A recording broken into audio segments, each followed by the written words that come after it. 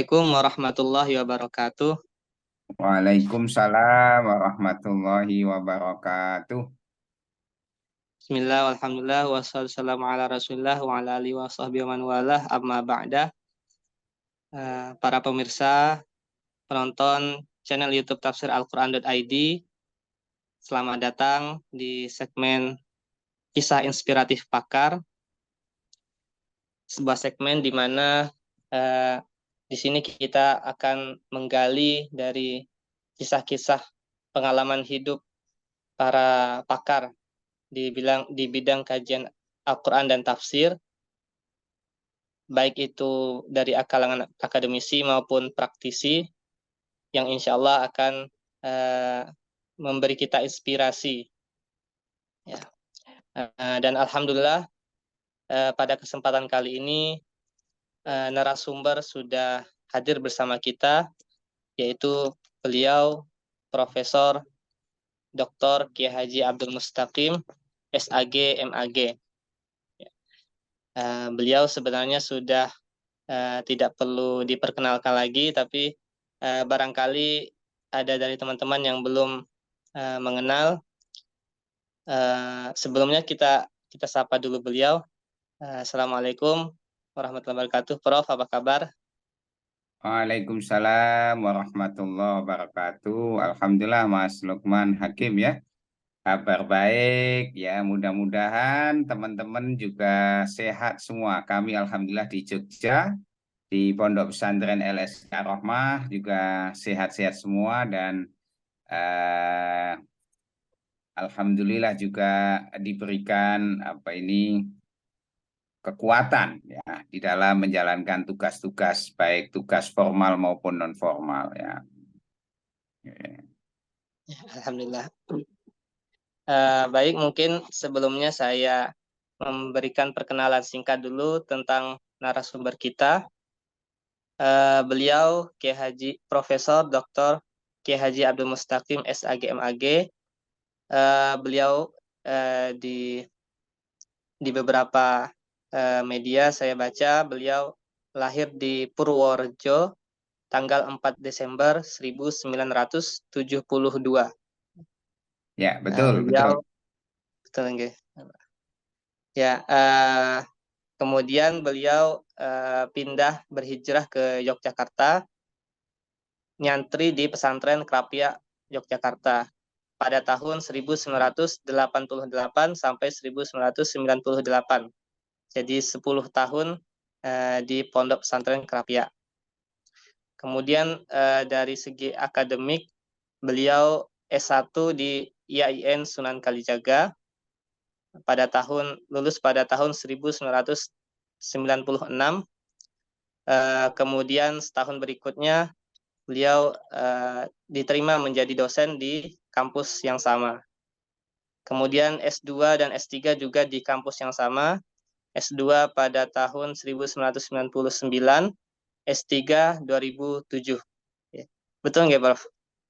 Betul. Ya. Dan kemudian beliau juga sampai sekarang masih menjadi dosen di kampus UIN Sunan Kalijaga. Bahkan pada tahun 2019 beliau dikukuhkan sebagai profesor di bidang ilmu Al-Quran dan tafsir dengan mengangkat tema tafsir Maqasidi. Ya. Argumentasi keniscayaan tafsir Maqasidi sebagai basis moderasi beragama. Itu judul yang lengkap begitu ya. Oh ya, ya, Eh, ngapunten. eh. Ya, kemudian beliau sekarang menjabat sebagai Direktur Utama Pascasarjana UIN Sunan Kalijaga. Beliau juga aktif di kepengurusan AIAT atau Asosiasi Ilmu Al-Quran dan Tafsir se-Indonesia. Dan yang saya baca juga beliau juga diikutkan atau berpartisipasi dalam revisi dan penyempurnaan tafsir tahlili LPMQ. Ya. Dan beliau cukup aktif dalam menulis. Banyak karya-karya beliau mulai dari buku, jurnal, hingga mengisi kuliah umum di berbagai tempat. Baik, mungkin langsung saja kita mulai dari ini ya, Prof. Panjenengan kalau yang saya baca itu lahir dari orang tua yang kiai gitu ya, Prof. Dari bapak Ya, seorang kiai. ya, kiai level kampung lah Mas, tapi ya tetap saya syukuri. Bapak saya itu seorang petani, guru ngaji ya, guru ngaji Quran. Eh, Kalau orang nyebut namanya mangku masjid lah. Jadi sesepuh di masjid kami di Desa Pogungerjo ya. Jadi aktivitas beliau ya mengajar ngaji Quran orang anak-anak kampung itu ya, dari Ba'da Maghrib sampai Isya biasanya sampai jam 9 ya. Biasa seperti di kampung dan itulah yang juga mungkin kalau saya khususnya itu bagian dari barokahnya ketulusan orang tua mendidik Quran sehingga kami alhamdulillah juga insya Allah termasuk yang senang mengkaji dan mempelajari Al-Quran. Ya. Jadi awal pertama ketertarikan untuk mengkaji Al-Quran, menghafal Al-Quran itu mulai dari keluarga begitu ya, Prof. Ya, betul. Jadi karena ayah saya itu agak fanatik ya. Semua anaknya itu diajari Quran ya, langsung oleh ayah saya yang kebetulan punya sanad. Sanad baca Qurannya itu dari Pak Kiai Satibi, itu menantunya Pak Kiai Munawir Kerapia. Ya, Oh. sebagai sanad utama Qiraat Sab'ah di Indonesia itu Nusantara kan sanadnya dari Mbah Munawir Krapiana. Ayah saya punya sanad Quran dari menantunya Mbah Munawir yaitu Mbah Kiai Muhammad Satibi. Nah, dari situ pula saya kemudian makanya saya kadang berpikir Masya Allah cara Allah apa itu memperkenalkan saya bisa sampai Kerapia itu juga barokahnya ayah saya belajar Quran dengan salah satu menantu Mbah Kiai Munawir. Maka setelah saya tamat sanawiyah saya dikirim oleh ayah saya ya untuk belajar Quran, belajar kitab kuning ya di Pondok Pesantren Al Munawir Kerapia sebagai pondok pesantren Quran yang sangat terkenal ya, bukan hanya di Yogyakarta tapi mungkin juga seluruh Indonesia lah. Saya kira kenal ya tentang Kerapia ya Mas. Mas Lukman juga kenal kan? Kerapia itu tahu toh? Iya tahu, Prof. Ah, Di sana sampai 10 tahun ya, Prof. Ngantri. ya, itu sebenarnya lebih, cuman saya Oh. tulis 10 tahun tuh sesuai dengan isyarat Quran tilka asyaratun kamilah ya kan itu ya. Ya. Nah, 10 tahun Ya. lengkap. Sebenarnya lebih. Ya. Sampai sekarang saya masih ngajar di Kerapia, di Mahat Ali, di komplek-komplek di apa itu di Kerapia, baik di Al Munawir maupun di Yayasan Ali Maksum, saya masih terlibat sebagai salah satu ustadz mengajar di sana. Ya. Alhamdulillah. Kalau kita bicara 10 tahun bahkan kata Prof tadi bisa lebih gitu. Itu mungkin bisa ada kisah-kisah yang sangat berkesan bagi Prof, mungkin bisa berbagi, Prof. Oh iya, baik. Jadi sebelum saya ke pesantren Kapia, sebenarnya saya sudah punya pengalaman nyantri di rumah ya di kampung Santri Kalong dengan seorang guru ya namanya Ki Abdullah Umar ya. Beliau kalau di kami di Purworejo dikenal sebagai pakar ilmu nahwu sorof. Disitulah saya belajar ilmu alat sebenarnya ya. Sebelum ke Kerapia belajar sorof, belajar nahwu, mulai dari Jurmiyah, Imriti ya, dan sarahnya Jurmiyah. Nah, itu cukup menjadi bekal dasar ya ketika kami masuk pesantren, tidak terlalu kaget gitu dengan tradisi mengaji kitab kuning ya.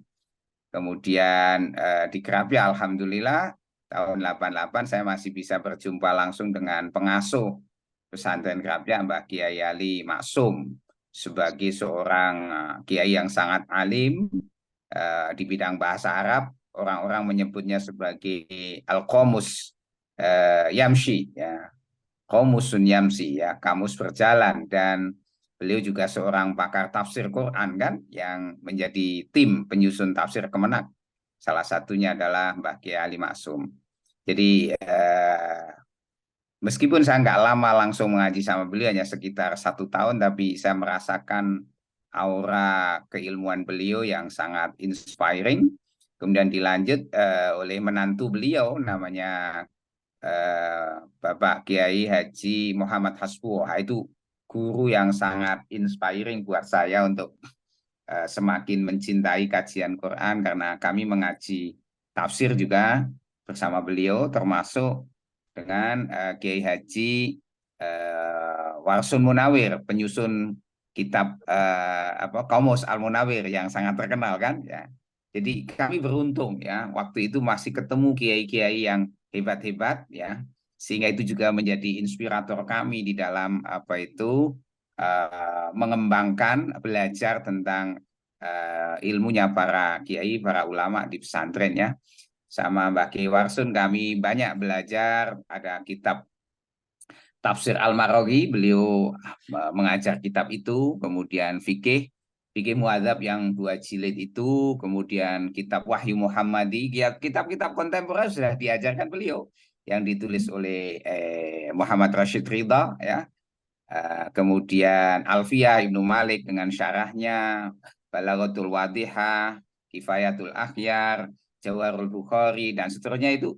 Alhamdulillah, waktu kami nyantri itu kitab-kitab besar itu diajarkan langsung oleh Pak Kiai, ya. Nah, itu kami sangat bersyukur bisa melakukan proses transmisi transformasi langsung bersama para kiai-kiai yang insya Allah mu'tamad ilmunya, dan saya merasakan sampai sekarang, alhamdulillah. Berarti dari generasi awal ya Prof dapat itunya, Ya, masih masuk bisa kan. mendapati. Ya, alhamdulillah. Ya, ya. Oke. Kemudian sambil kuliah di UIN IAIN Sunan Kalijaga, gitu. Betul, di jurusan tafsir hadis. Karena kami sangat tertarik dulu, waktu alia itu saya sengaja mengambil jurusan agama. Sejak kecil, ya Mas, memang senang saya, ya. Sejak kecil saya sudah senang baca-baca buku-buku agama, bukunya ayah saya itu saya baca sejak sanawiyah, ya. Ayah saya meskipun orang desa, ya, petani begitu, kiai, tapi itu juga sangat menginspirasi karena beliau itu sangat tekun membaca kitab tafsir Al-Ibris punyanya Kiai Bisri Mustafa. Saya masih ingat kalau saya mau berangkat sekolah SD itu, ayah saya itu pagi setelah sholat subuh, ya, setelah sholat duha, biasanya beliau membaca deres Quran lalu membaca tafsir Al-Ibris. Ini tafsirnya masih saya warisi, ya, kitabnya. Jadi beliau punya semangat literasi keagamaan yang cukup kuat, saya melihatnya, meskipun tidak sekolah formal, tapi semangat membaca karena beliau menyadari betapa pentingnya belajar, ya, madal hayah, ya, dan itu ternyata tak terasa bisa kita tiru, ya. Tradisi membaca dari ayah saya itu alhamdulillah bisa saya tiru sejak kecil juga. Itu kita syukuri sebagai sebuah, kalau bahasanya Borju itu namanya habitus yang membentuk seseorang. Saya kira Mas Lukman juga begitu, ya, ada habitus-habitus yang membuat kita itu terkondisikan, yang itu bagian dari yang harus takdir sosial yang harus disyukuri, gitu, ya. Iya, tadi Prof menyebut tafsirnya Mbah Bisri Mustafa gitu, Prof. Ya, Ya, Al-Ibris. Al-Ibris. Ya, itu kalau saya tidak salah tafsir berbahasa Jawa gitu, Prof. Betul. Yeah. Ya. Dan saya ingat profesor ini cukup sering membahas tentang tafsir Kiai Soleh Darat yang juga berbahasa Jawa. Ya, Apakah itu betul. mungkin dasar awal dari ketertarikan mengkaji tafsir Jawa itu, Prof? Tafsir daerah. Kalau tafsir Jawa sebenarnya ketertarikan saya waktu itu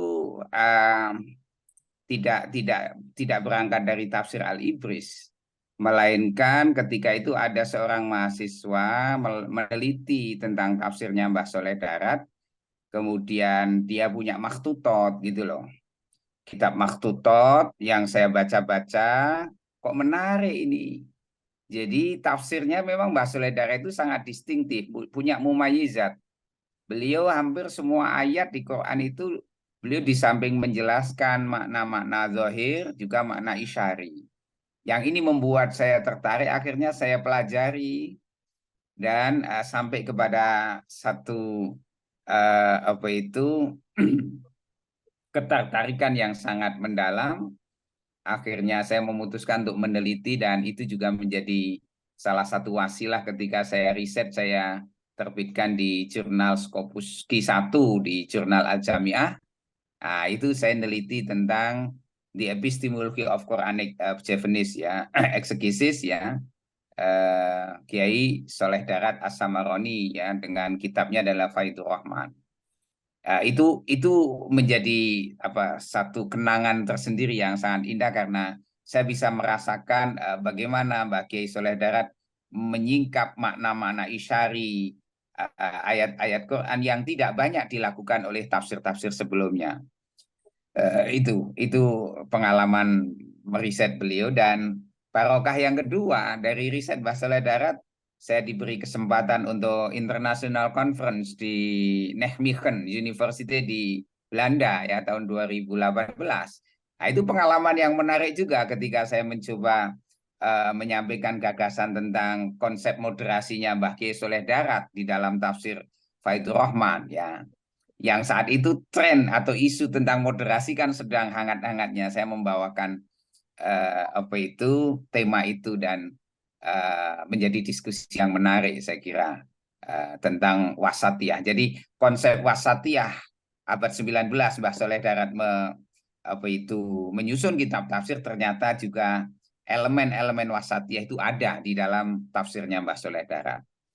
Dan ini semakin meneguhkan bahwa pandangan-pandangan ulama-ulama Nusantara sebenarnya cenderung wasatiyah, sehingga ketika Kemenak membawa isu wasatiyah sebenarnya cukup memiliki root of history ya, judur tarikhiyah, bahwa otentisitas keislaman di Nusantara ini di Indonesia ya moderat. Sehingga kalau ada corak keislaman yang tanda kutip tidak moderat, itu sebenarnya telah tercerabut dari akar historisnya, begitu Mas. Ya. Oke. Iya, menarik Pak. Karena kan saya tahu Prof ini juga banyak menjadi rujukan untuk kajian epistemologi tafsir gitu Prof. Jadi bagaimana tafsir pada periode klasik misalnya itu agak berbeda dengan periode pertengahan dan juga periode kontemporer gitu Prof. Ya, betul ya. Nah, itu menarik itu Mas. Itu sebenarnya terinspirasi saat saya menulis disertasi. Saya kan di S2-nya itu bukan hanya murni studi Islam, tapi saya ambil jurusan filsafat. Jadi agama dan filsafat di S2 itu ya. Dan kajian-kajian filsafat yang saya pelajari, salah satu guru spesialnya adalah Profesor Dr. Amin Abdullah sebagai pakar filsafat ya. Beliau kan dikenal sebagai filosof Muslim, bukan hanya level nasional tapi internasional beliau itu ya. Dan saya beruntung karena saya disertasinya dibimbing oleh beliau. Nah, saya mencoba mengawinkan itu tradisi berpikir tafsir dengan pemikiran filsafat. Maka di dalam disertasi saya menulis tentang epistemologi tafsir kontemporer. Jadi karena problem problem epistemologi sesungguhnya bukan hanya problem ilmu filsafat, tetapi problem seluruh cabang keilmuan, tak terkecuali tafsir. Jadi maju mundurnya sebuah pemikiran tafsir atau dinamika tafsir sangat dipengaruhi oleh epistemologi, cara berpikirnya itu, ya manhajil fikirnya.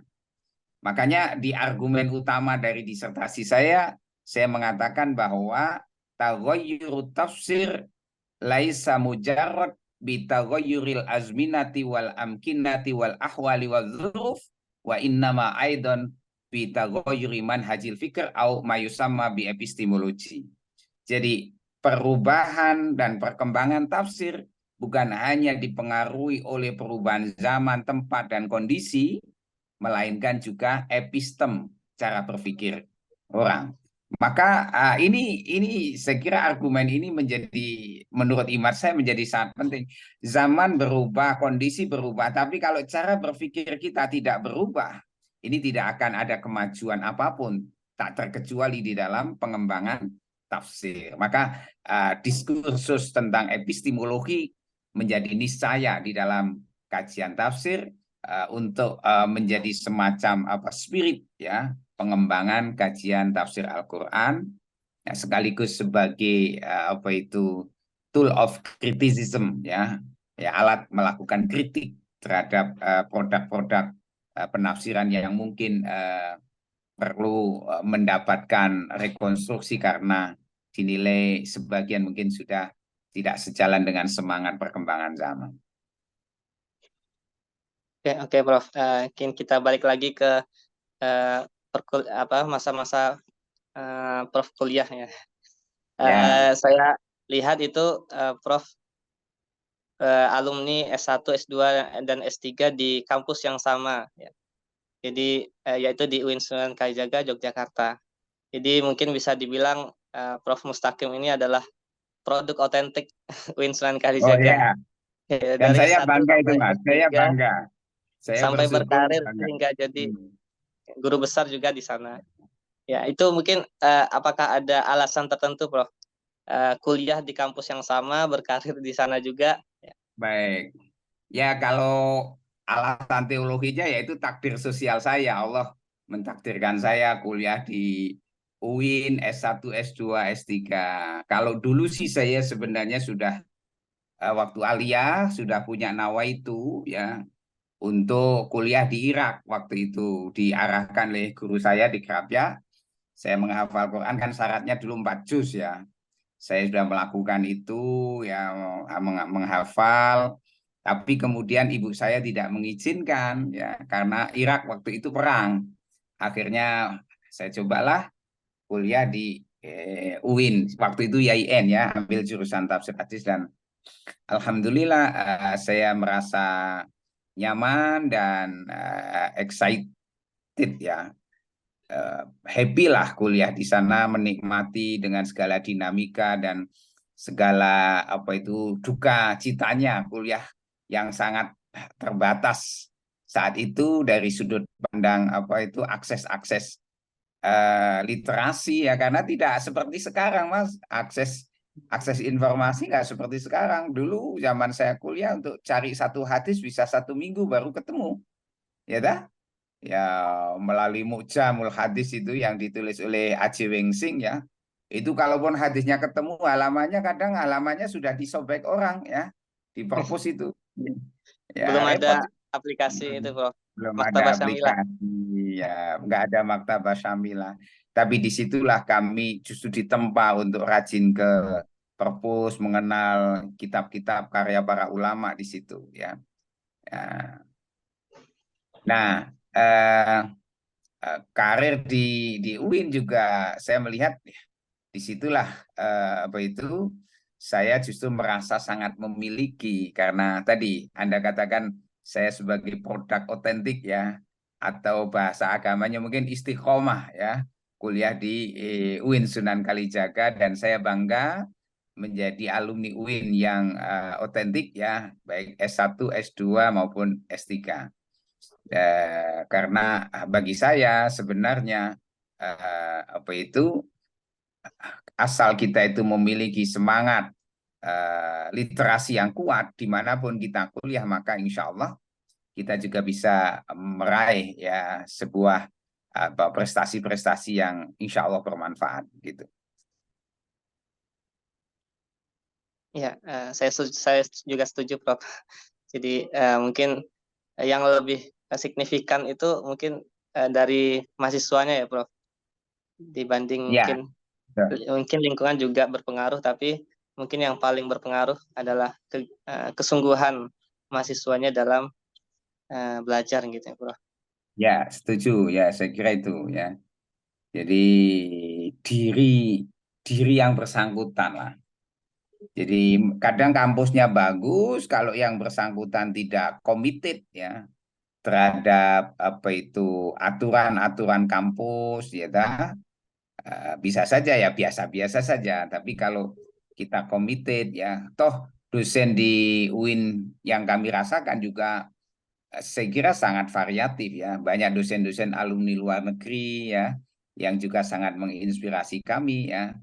Jadi kuliahnya di kampus Indonesia, tapi apa itu dosen-dosen yang kebetulan mengajar kami juga banyak yang alumni luar negeri. Jadi setidaknya itu juga banyak menginspirasi kami dan kawan-kawan ya saat itu.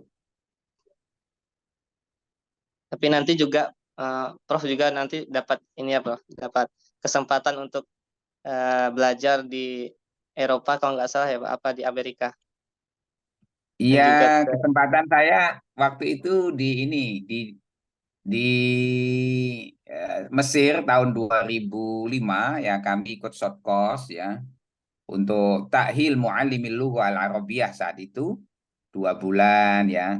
Itu juga cukup memberikan inspirasi dan rasa percaya diri untuk apa pengembangan bahasa Arab ya. Kemudian di tahun 2012 kami ada kesempatan namanya program ARFI, Academic Researching for Higher Education. Kami riset di Maroko itu juga kurang lebih 2 bulan ya. Dan risetnya juga insya Allah sebentar lagi kita terbitkan tuh Mas Ibrahim ya, Mas Lukman ya.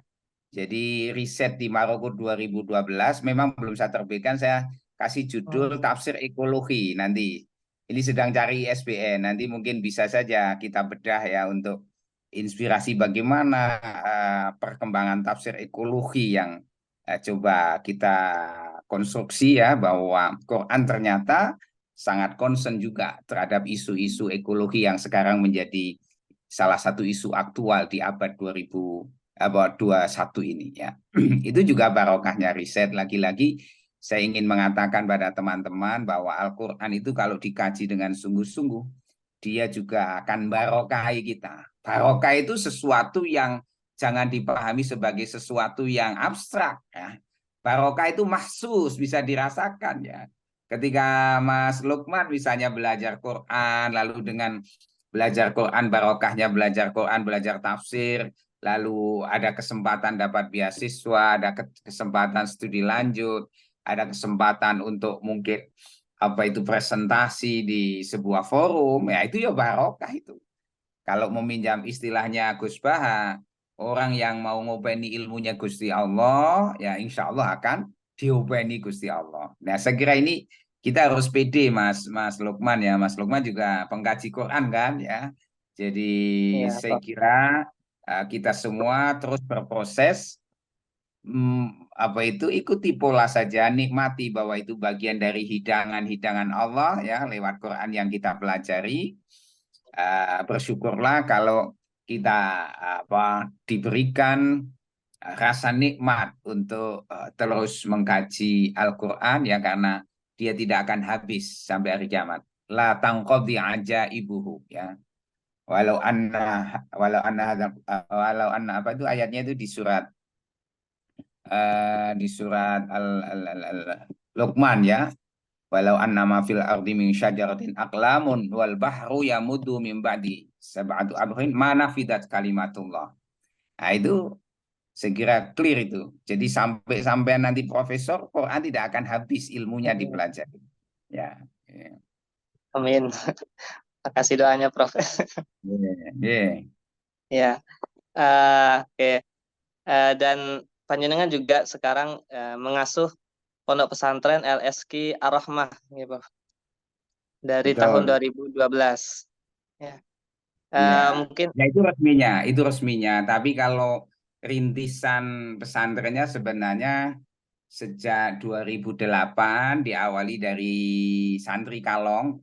mahasiswa-mahasiswa dari UIN datang tiap malam Ahad waktu itu, Sabtu, kalau Sabtu dan Ahad kayaknya, mengkaji kitab Rawaiul Bayan, mengkaji kitab Qawaidut Tafsir. Diskusinya melingkar. Itu santri-santri awal, jadi santri kalong. Dan alhamdulillah semua yang santri awal itu as-sabiqun al-awwalun semua jadi dosen tuh Mas ya. Ada jadi dosen di Malang, di Kudus, di Jogja, di UIN Sunan Kalijaga. Saya hitung semua jadi dosen di UII. Ada anak berapa itu? 8 kalau tidak salah ya. Alhamdulillah itu karena mereka memang saya melihat waktu mahasiswa itu dia cinta ilmu. Jadi dia datang tiap malam Ahad itu datang hanya untuk ngaji. Waktu itu belum ada pesantren.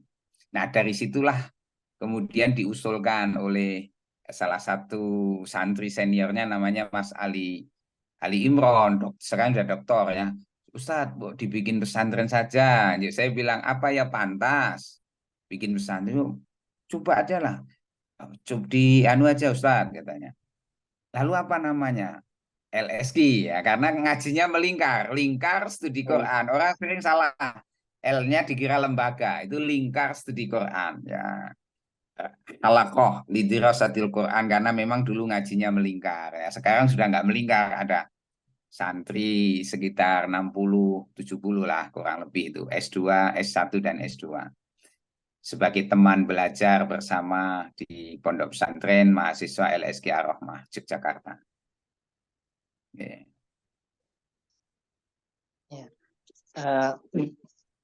Ya.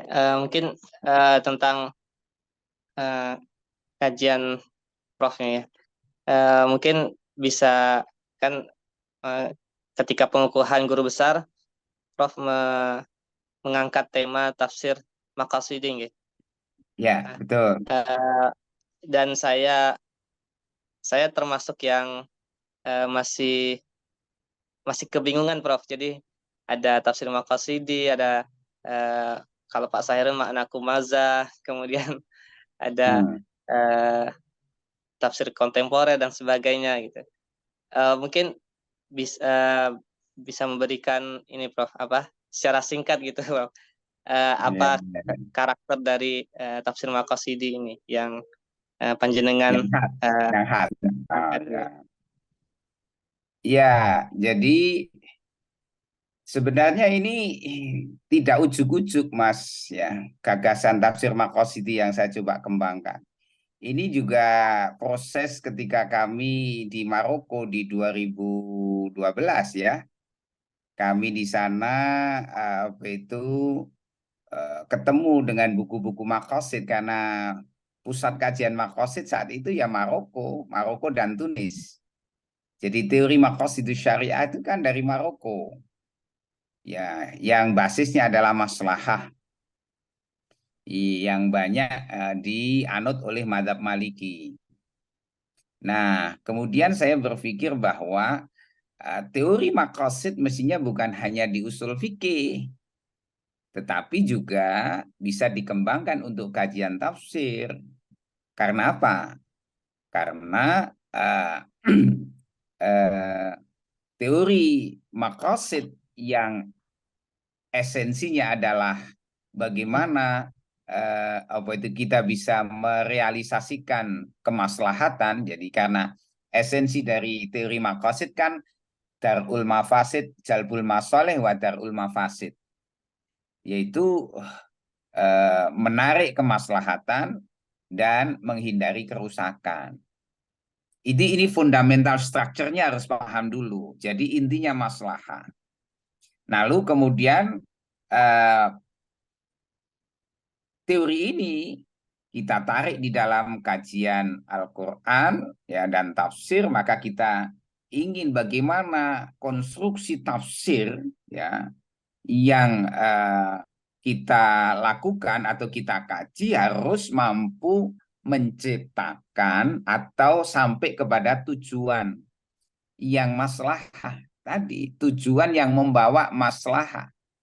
Jadi tafsir itu jangan hanya berhenti di dalam analisa kebahasaan, di dalam analisa apa itu semantik ya, hermeneutik dan sebagainya. Bagi saya itu semuanya alat, Mas. Belum sampai ke tujuan. Itu semua baru wasail, wasilah. Lah kita ingin sampai ke makosidnya. Jadi ibarat Anda, Nyun Sewu, Mas Lukman, kalau ke kampus, sampean sudah sampai kampus itu sampean tuh baru wasilah sebenarnya di kampus itu. Orang lalu harus bertanya, kamu tujuannya ke kampus ngapain? Gitu loh. Ya kan? Nah, sama orang sudah menganalisa sababun nuzul, analisa apa itu munasabah, analisa bahasa, nase manso, maki madani, bahkan dialektika teks dan konteks dan sebagainya. Jangan berhenti di situ. Harus sampai kepada menggali maksud di balik ayat-ayat yang ditafsirkan yang mengantar kepada kemaslahatan ibad atau hamba. Itulah saya kira distingsi yang jelas dari tafsir Maqasidi. Saya sekaligus saya ingin mengatakan bahwa kehadiran tafsir Maqasidi setidaknya ada dua, ya, dua dua faedah, ya, terutama di level tafsir Maqasidi as filosofi. Tafsir Maqasidi sebagai falsafatut tafsir, yang dia punya dua fungsi. Yang pertama adalah as criticism, sebagai sebuah kritik terhadap produk-produk tafsir yang tidak maqasidiyah, yang tidak sejalan dengan maqasidul Quran. Mungkin Mas Lukman bertanya, emang ada Pak tafsir yang tidak sejalan dengan maqasidul Quran? Oh iya, banyak, saya bisa tunjukkan itu. Produk-produk tafsir yang tidak sesuai dengan maqasidul Quran. Saya kasih contoh, ya. Misalnya untuk konteks sekarang, itu tafsir yang masih membolehkan memukul istri, ya, saat nusus, ya. Wallati takhafuna nusyuzahunna fa'iduhunna wahjuruhunna fil madaji wadribuhunna. Kan ada kata-kata wadribuhunna, ya dah? Pukullah mereka kalau nusus. Pertanyaan saya, apakah eksekusi memukul istri itu yang diinginkan oleh Quran? Pertanyaannya. Meskipun teksnya ada. Nah, disitulah tafsir Maqasidi bisa mengkritik itu. Saya katakan bukan itu maqasid dari ayat itu. Bukan soal kebolehan memukul istri. Tapi kalau ayat ini dibaca secara lebih mendalam, secara holistik, ya, dibaca gerak teksnya, sebenarnya ayat itu bicara tentang apa itu kondisi disharmoni dalam rumah tangga, yang mana Quran ingin mengarahkan kepada pembaca Quran, kalau terjadi disharmoni, kamu harus bisa mengarah kepada as-sulhu was-sulhu khair, berdamai itu lebih baik. Nanti baca rentetan-rentetan ayat yang bicara tentang itu, maqasidnya adalah as-sulhu. Maka ketika memukul ternyata tidak bisa mengantar kepada as-sulhu, ya jangan lakukan pemukulan. Sehingga saya kritik itu. Saya mengkritik tafsir yang masih membolehkan memukul istri gara-gara ada ayat wadribuhunna. Sehingga tafsir yang lebih maqasidiyah, kata wadribuhunna jangan dimaknai memukul, tetapi ada kata doroba lain yang artinya bukan memukul, yaitu al-kaffu, menahan diri. Jadi tahan emosimu, jangan sampai kamu malah emosi melakukan pemukulan terhadap istri. Ya, itu malah nanti bisa mengantar kepada wasulhu. Nanti hubungkan dengan ayat lain kalau terjadi disharmoni supaya ada arbitrasi, ada penengah dan seterusnya dan seterusnya. Nah, itu maksud saya tafsir Maqasidi punya peran itu, ya. Memberi kita. Yang kedua, sebagai spirit penafsiran. Jadi karena basis Maqasid adalah maslahah, maka dan maslahah itu dinamis, maka sebagai konsekuensinya tafsir yang dikonstruksi itu juga harus dinamis mengikuti perkembangan kemaslahatan. Bisa jadi sesuatu itu dulu maslahah, tapi ketika perubahan zaman, perubahan konteks, bisa saja tidak maslahah, maka dimungkinkan merubah atau merekonstruksi apa itu tafsiran-tafsiran masa lalu yang dinilai di zaman sekarang dianggap kurang maslahah atau bahkan sudah mengalami expired of Quranic exegesis. Expired. Sampai bisa bayangkan, yang expired itu bukan hanya makanan, Mas, tapi knowledge, pengetahuan itu juga bisa mengalami expired. Dan kalau makanan itu expired itu bahaya, maka dalam saat yang sama pengetahuan yang sudah expired itu juga berbahaya. Karena apa? Tidak mampu menjawab tantangan zaman. Nah, disitulah kontribusi tafsir Maqasidi, karena esensinya adalah bagaimana tahqiqul maslahah limaslahatil ibad dunyan wa ukhron, maka dia terus harus dinamis. Ya, mungkin ada irisan-irisan antara makna kumagza, ada tafsir kontekstual, ada apa itu tafsir apa itu punyanya siapa? Reprosikal ya, punyanya Abdul apa? Fakihuddin ya, dan seterusnya. Iya, tetapi saya ingin menegaskan tafsir Maqasidi dia punya diksi-diksi yang khas. Karena ini pengembangan dari teori Maqasidus Syariah di satu sisi dan Maqasidul Quran di sini kita combine menjadi basis epistem untuk mengkonstruksi apa yang disebut dengan tafsir Maqasidi, yang nanti ada mikyasnya. Saya merumuskan ada 5 ya dah, yang dipakai misalnya untuk menimbang apakah tafsir itu Maqasidi atau tidak. Di antara 5 fundamental value of Quranic maqasid itu 5, yaitu ada al-adalah, al-insaniyah, al-musawah, al-wasatiyah, dan al-huriyah ma'al mas'uliyah. Sehingga kalau ada produk tafsir bertentangan dengan 5 nilai atau salah satunya, kita bisa katakan itu tafsir tidak maqasidiyah. Ya tafsir tapi tidak maqasidiyah. Oke. Menarik, Prof. Jadi banyak ilmu-ilmu baru tentang tafsir Maqasidi. Saya juga baca itu yang buku Prof yang bahasa Arab itu yang tafsir Maqasidi. Itu Ya itu introduction ya, baru. Yeah.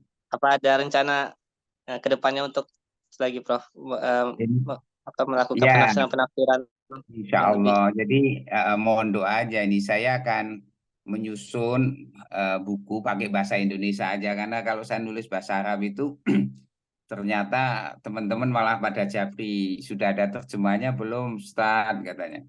Padahal kita nulis pakai bahasa Arab itu supaya teman-teman juga belajar bahasa Arab ya, tertantang itu dan bisa dikonsumsi oleh orang non Indonesia yang bisa bahasa Arab. Nah, saya sedang berproses ya, insya Allah mudah-mudahan menjadi kenyataan ya, ingin menyusun tafsir Maqasidi 7 jilid. Jadi dengan apa itu pengembangan dimensi-dimensi Maqasid yang kami tulis di buku pengukuhan itu ya, mulai dari hifdzuddin, hifdzun nafas, hifdzul akal, hifdzul nasl, hifdzul mal, hifdzul daulah, dan hifdzul bi'ah. Insya Allah nanti itu nawa itu kami menjadi apa proyek besar ya, sebagai sebuah nawa itu. Mudah-mudahan Allah beri kekuatan, panjang umur, mohon doanya saya bisa mewujudkan mimpi itu. Itu satu. Yang kedua kaitannya dengan metodologi, karena sebenarnya eksekusi riset Maqasid itu bisa dibagi menjadi 4, dan ini belum saya tulis, Mas. Ada riset Maqasid sebagai as interpreter, ada riset Maqasid sebagai S ya, sebagai researcher, peneliti, ada riset Maqasid sebagai kritikus terhadap kebijakan, dan riset Maqasid yang diterapkan di dalam tradisi atau yang sering disebut dengan living Quran atau living hadis atau living Islam. Nah, itu di 4 aras atau 4 level itu saya kira perlu mendapatkan penjelasan secara metodologi, sehingga kalau teman-teman mau melakukan riset tentang pendekatan Maqasid, itu bisa di wilayah mana dia sebenarnya, positioningnya di mana, tidak boleh dikebiahuya. Nah, disitulah yang menarik, ternyata Maqasid bisa diterapkan bukan hanya untuk kajian tafsir, tapi juga bisa dipakai untuk mengkaji sebuah kebijakan, apakah kebijakan itu sudah Maqasidi atau belum. Bahkan juga bisa dipakai untuk membaca sebuah praktek tradisi keagamaan. apakah tradisi keagamaan itu makosidiyah apa tidak? Nah, disitulah teori makosid ternyata menjadi penting, menjadi bagian yang bisa dipertimbangkan.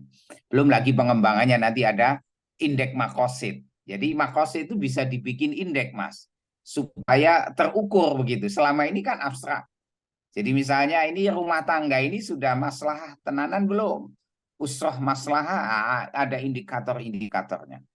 Nah, gitu. Kampus ini sudah sesuai dengan teori makosid belum ya kampus ini? Penataannya, manajemennya, dan seterusnya dan seterusnya. Itu bisa dianalisa dengan pendekatan makosid. Ya, Jadi masih banyak ruang-ruang untuk ya, penelitian ya Prof. Ya. betul. Ya. Ya. Oke. Eh, jadi tadi inspirasi tafsir Maqasidi dari Maqasid Syariah sama Maqasidul Quran gitu Prof. Ya. Hmm. Kalau boleh bertanya, eh, untuk mendapatkan apa ide atau gagasan se sekompleks tafsir Maqasidi itu seperti apa, Prof? Perjalanannya apakah memang Oh iya, ya memang ada momen yang eureka misalnya seperti itu, atau seiring berjalannya waktu saja merasa ada tafsir yang misalnya kurang maqasid, kemudian berusaha muncul ide tafsir maqasidi tersebut. ya begini Mas, sebenarnya ini riset Makos itu riset advance Mas. Kata ulama-ulama di Maroko bahwa nahnu nahtaz ila at-tafkir ad-daqiq wat wat tadabbur al-amiq. Kita itu butuh pemikiran yang mendalam dan tadabbur yang juga mendalam. Ketika memikirkan ayat-ayat Quran ya, itu tentu tidak hanya di level periferal. Itu pilihan diksi-diksi di Quran saja semua ada makosidnya, Mas. Ya. Memang ini riset advance ya, tapi kan boleh nanti di level lah untuk S1 mungkin ketika bicara makosid sampai level ini, S2 level ini, S3 begitu ya. Karena ilmu itu kan bertingkat ya. Tapi saya percaya bahwa semangat untuk menggali makosid yang berbasis pada semangat kemaslahatan ketika mengkaji Quran, ketika menafsirkan Quran, ini menjadi poin penting, jadi kesadaran epistemological consciousness bagi para pengkaji Quran gitu loh. Ya, itu yang paling penting saya kira ya. Bahwa nanti prakteknya atau artikulasinya masing-masing peneliti bisa sangat bervariasi, beragam, tapi punya semangat yang sama, ya kan gitu. Ya, itu yang paling penting begitu ya. Jadi juga tidak boleh instan. Sampai sekarang pun saya masih belajar buku-buku Makose dan itu nanti ada hubungannya Mas dengan konsep teologi sebenarnya. Jadi belajar makosid itu nanti biasanya akan sangat dekat dengan teologi Mu'tazilah. Jadi agak bau-bau Mu'tazilah Mas. Karena apa? Itu apa yang disebut dengan makosid itu kan basisnya penalaran bahwa Tuhan itu berfirman di Quran pasti ada tujuannya kan? Ya, Bang. Ayat-ayat Quran itu pasti ada tujuannya. Nah, itu Ya, yang ya. ingin digali. Karena tidak mungkin Tuhan berfirman kok nggak ada tujuan. Itu abas dan itu tidak mungkin. Itu kebatilan. Allah tidak mungkin berlaku batil. Maka ketika berfirman ayat ini pasti ada yang dituju. Jadi kalam Allah didudukkan sebagai wasilah untuk menyampaikan ide Tuhan, maksud Tuhan kepada hambanya. Iya, ketika Tuhan misalnya mengatakan di Quran ya, Toha ma anzalna alaikal Qur'ana litashqa. Toha, kami tidak turunkan Al-Quran supaya kamu itu celaka. Itu kan menjadi basis bahwa kehadiran Quran tidak mengantar kepada celaka. Berarti apa? Kehadiran Quran itu mengantar kepada maslahah, kepada kebahagiaan. Nah, di sini kita ingin ayat-ayat Quran yang dipelajari harus mampu membimbing, mengarahkan kepada kondisi yang lebih maslahah. Tafsiran-tafsiran yang dinilai bertentangan dengan kemaslahatan maka perlu ditinjau ulang ya. Termasuk misalnya ngapunten, ayatnya masih ada tentang perbudakan ya tah? Auma malakat aimanukum. Ini tidak bisa dipertahankan lagi hanya karena ada ayat lalu kita ingin menghidupkan perbudakan dengan alasan mengamalkan Quran. Karena itu bukan maqasidul Quran. Maqasidul Qurannya apa? Fakku rokobatin, bebaskan perbudakan gitu loh. Karena di antara nilai maqasid Quran adalah al-insaniyah, menghargai nilai-nilai kemanusiaan. Dan perbudakan tentu bertentangan dengan nilai kemanusiaan.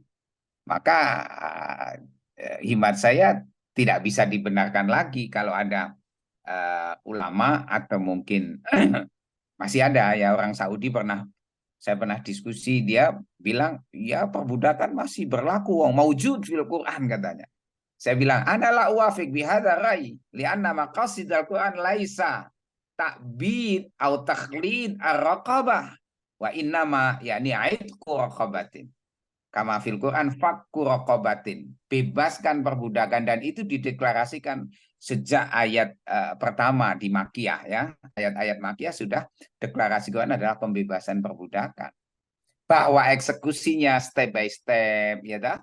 Tapi tujuan Quran adalah justru ingin menghapus sistem perbudakan, bukan memelihara apalagi mengabadikan sistem perbudakan sebagaimana yang dipahami sebagian orang. Nah, ini kan menarik Mas menurut saya ya. Jadi supaya kita tadi tidak terjebak kepada bingkai ibadatun nusus ya mensakralkan atau menyembah teks kan gitu ya. Ya, berarti ketika membaca itu harus eh, berpikir kritisnya itu masih jalan gitu ya, Prof. Harus terus jalan. Iya. Iya coba sampean kalau baca Quran, kenapa Quran itu kok ayatnya aula mastumun nisa, kok nggak dikatakan auja maktumun nisa, kok pakai kata la masa yulamisu itu kan maknanya apa? Menyentuh, menyentuh itu mengandung pesan kelembutan. Jadi suami harus memperlakukan istrinya dengan cara yang lembut. Secara psikolinguistik itu ada makosidnya ke sana. Kenapa Quran memilih diksi aula mastumun nisa, bukan auja maktumun nisa? Ya. Nah itu butuh perenungan Mas ya. Kenapa Quran menggunakan kata misalnya syifa wa nunazzilu minal Qur'ani ma huwa syifa wa rahmah, kok bukan ilaj? Kok pakai syifa bukan ilaj? Nggak ada kata ilaj di Quran. Yang ada syifa terulang 4 kali di Quran. Nah, itu ternyata di antara makosidnya kalau syifa itu mengobati Quran, mengobati penyakit dengan Quran itu nggak ada efek samping. Beda kalau dengan obat, kadang-kadang diobati malah apa? Ada efek sampingnya, sakit ini sakit itu. Tapi kalau dengan Quran nggak ada efek samping. Ya. Karena redaksinya syifa, ya. Penyembuh. Ya. Ya, sudah belajar banyak tentang dari beliau, tentang tafsir Maqasidi, tentang eh, pengalaman-pengalaman beliau selama eh, nyantri, selama kuliah, kemudian juga bagaimana beliau eh, apa, pergolakan pemikiran beliau sehingga melahirkan tafsir Maqasidi. Mungkin Prof ini sudah hampir Cukup ya. 1 jam ya. Oh Ya, iya, waduh mungkin tak terasa ya, sudah jam ya, 12. Prof. Ya, Ya, ya. mungkin terakhir Prof minta nasihat untuk kami Prof yang insya Allah tafsir Al-Quran.id ini sudah mau keempat, mau milad yang keempat dari 2020, sekarang 2024. Mungkin ada nasihat-nasihat, ujangan-ujangan supaya kami juga bisa menjadi website yang maqasid, yang punya Ya, ya, maqasid untuk ya ya. pemirsa. Ya. Pertama begini Mas, jadi belah Quran itu ibarat lautan yang tak bertepi. Saya selalu mengatakan Al-Qur'anu bahrun la sahilalahu Quran itu ibarat lautan yang tak bertepi. Semakin kita mengarungi Al-Quran, kita akan semakin merasa banyak hal yang belum tahu tentang Quran. Maka pesan saya, jangan pernah berhenti belajar. Ya, Quran semakin ditekuni akan semakin menunjukkan apa itu mutiara-mutiaranya, gitu loh. Jadi ibarat orang menyelam di lautan, semakin dalam akan semakin ditunjukkan sekian banyak mutiara-mutiara yang belum bisa kita raih. Maka kita harus berani menyelami sedalam-dalamnya, ya, karena disitulah nanti Al-Quran akan menampakkan atas izin Allah mutiara-mutiara ilmu. Kalau kita hanya ibarat kita ke laut hanya di permukaan, maka mungkin yang bisa kita tangkap hanya ikan-ikan. Tapi kalau kita mau menyelam tentu saja harus punya alat kan menyelam itu.